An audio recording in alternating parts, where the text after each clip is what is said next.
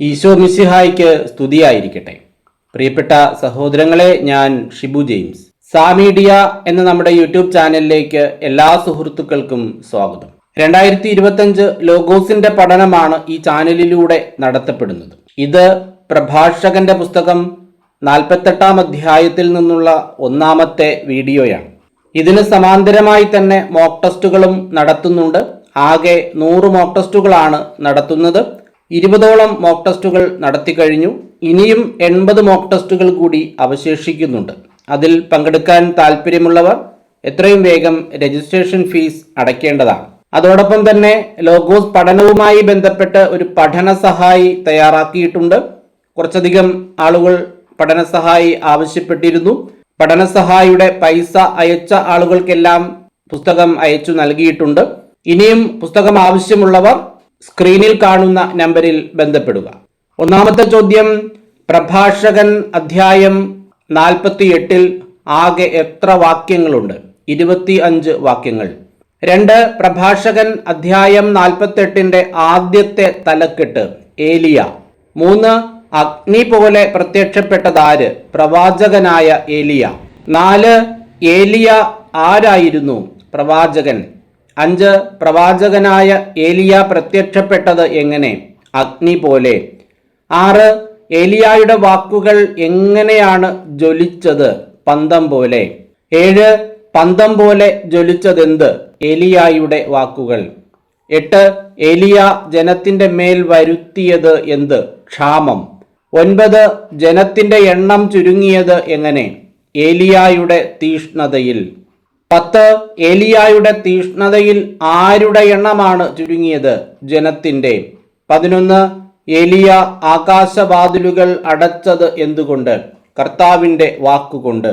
12, കർത്താവിന്റെ വാക്കുകൊണ്ട് ഏലിയ അടച്ചത് എന്ത്? ആകാശവാതിലുകൾ. 13, കർത്താവിന്റെ വാക്കുകൊണ്ട് ആകാശവാതിലുകൾ അടച്ചതാര്? ഏലിയ. 14, ഏലിയ എത്ര പ്രാവശ്യമാണ് അഗ്നി ഇറക്കിയത്? 3 പ്രാവശ്യം. 15, ഏലിയ 3 പ്രാവശ്യം ചെയ്തതായി പ്രഭാഷകൻ 48:3 പറഞ്ഞിരിക്കുന്നത് എന്ത്? അഗ്നി ഇറക്കി. 16, ഏലിയ എന്തിൽ നീ എത്ര മഹത്വമുള്ളവൻ എന്നാണ് പ്രഭാഷകൻ പറയുന്നത്?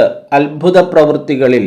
17, ഏലിയ അത്ഭുത പ്രവൃത്തികളിൽ നീ എത്ര മഹത്വമുള്ളവൻ എന്ന് പറഞ്ഞതിനെ തുടർന്ന് പ്രഭാഷകൻ ചോദിക്കുന്നത് എന്ത്? അത്തരം പ്രവൃത്തികളുടെ പേരിൽ അഭിമാനിക്കാൻ കഴിയുന്നവർ മറ്റാരുണ്ട്? 18, അത്യുന്നതന്റെ വാക്കുകൊണ്ട് നീ മരിച്ചവരുടെ ഇടയിൽ നിന്ന് പാതാളത്തിൽ നിന്ന് എന്തിനെ ഉയർപ്പിച്ചു എന്നാണ് പ്രഭാഷകൻ പറയുന്നത്? ഒരു ജഡത്തെ. 19, ഏലിയ മരിച്ചവരുടെ ഇടയിൽ നിന്ന് പാതാളത്തിൽ നിന്ന് ഒരു ജഡത്തെ ഉയർപ്പിച്ചതെങ്ങനെ? അത്യുന്നതന്റെ വാക്കുകൊണ്ട്. 20, ഏലിയ അത്യുന്നതന്റെ വാക്കുകൊണ്ട് ഒരു ജഡത്തെ ഉയർപ്പിച്ചത് എവിടെ നിന്ന്? മരിച്ചവരുടെ ഇടയിൽ നിന്ന്, പാതാളത്തിൽ നിന്ന്. 21, ഏലിയ നാശത്തിലേക്ക് നയിച്ചത് ആരെ? രാജാക്കന്മാരെ. 22, ഏലിയ കിടക്കയിൽ നിന്നും താഴെ ഇറക്കിയത് ആരെ? പ്രസിദ്ധന്മാരെ. 23, ഏലിയ രാജാക്കന്മാരെ ചെയ്തതെന്ത്? നാശത്തിലേക്ക് നയിച്ചു. 24, ഏലിയ പ്രസിദ്ധന്മാരെ ചെയ്തതെന്ത്? കിടക്കയിൽ നിന്നും താഴെ ഇറക്കി. 25, ഏലിയ പ്രസിദ്ധന്മാരെ എവിടെ നിന്നാണ് താഴെ ഇറക്കിയത്? കിടക്കയിൽ നിന്ന്. 26, ഏലിയ എവിടെ വച്ചാണ് ഭീഷണികൾ ശ്രവിച്ചത്? സീനായിൽ. 27, ഏലിയ എവിടെ വച്ചാണ് പ്രതികാരത്തിന്റെ വിധികൾ ശ്രവിച്ചത്? ഹോറബിൽ. 28, ഏലിയ സീനായിൽ വച്ച് ശ്രവിച്ചത് എന്ത്? ഭീഷണികൾ. 29, ഏലിയ ഹോറബിൽ വച്ച് ശ്രവിച്ചതെന്ത്? പ്രതികാരത്തിന്റെ വിധികൾ. 30, ശിക്ഷ നടത്താൻ ഏലിയ അഭിഷേകം ചെയ്തതാരെ? രാജാക്കന്മാരെ. 31, ഏലിയ രാജാക്കന്മാരെ അഭിഷേകം ചെയ്തത് എന്തിന്? ശിക്ഷ നടത്താൻ. 32, തന്നെ പിന്തുടരാൻ ഏലിയ അഭിഷേകം ചെയ്തതാരെ? പ്രവാചകന്മാരെ. 33, എന്തിനു വേണ്ടിയാണ് ഏലിയ പ്രവാചകന്മാരെ അഭിഷേകം ചെയ്തത്? തന്നെ പിന്തുടരാൻ. 34, ഏലിയ സംവഹിക്കപ്പെട്ടത് എങ്ങനെ? ആഗ്നേയാശ്വങ്ങളെ ബന്ധിച്ച രഥത്തിൽ അഗ്നിയുടെ ചുഴലിക്കാറ്റിൽ. 35 എന്തിനെ ബന്ധിച്ച രഥത്തിലാണ് ഏലിയ സംവഹിക്കപ്പെട്ടത്?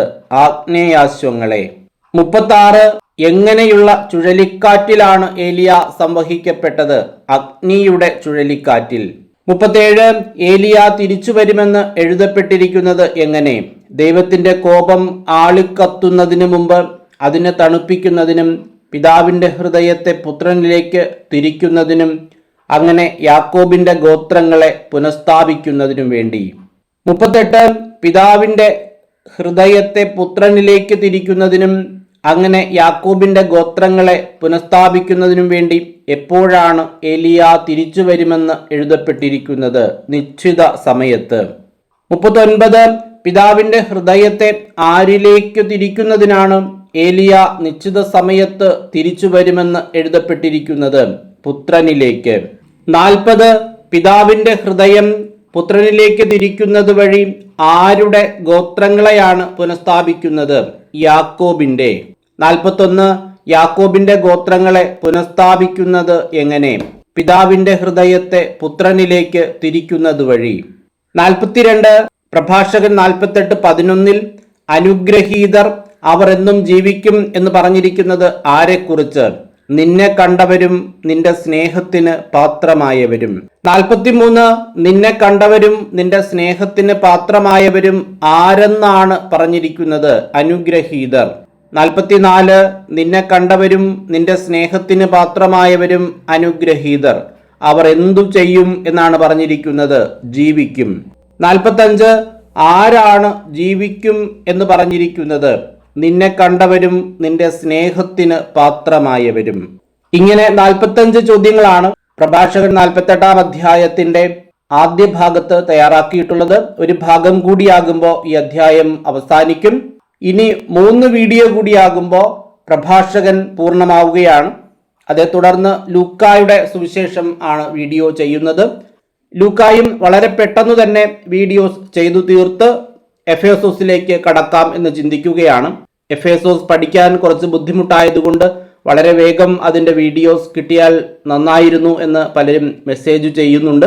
എത്രയും വേഗം തന്നെ എഫേസോസിൻ്റെ വീഡിയോയും ചെയ്യുന്നതാണ്. 230 രൂപയാണ് പഠനസഹായിയുടെ വില. അതൊരു ഡിസ്കൗണ്ട് പ്രൈസിൽ 200 രൂപയ്ക്ക് നൽകുകയാണ്. 312 പേജും 4000-നടുത്ത് ചോദ്യങ്ങളുമാണ് ഇതിലുള്ളത്.